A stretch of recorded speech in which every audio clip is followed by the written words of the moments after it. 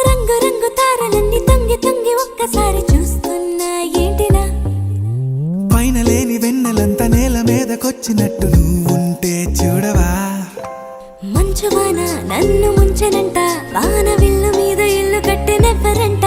ఈ లోకమంతా నిన్ను చూసినంట ఏ దిష్టి నిన్ను తాకకుండా ఇంటిలోనే దాచుకుంటా రంగు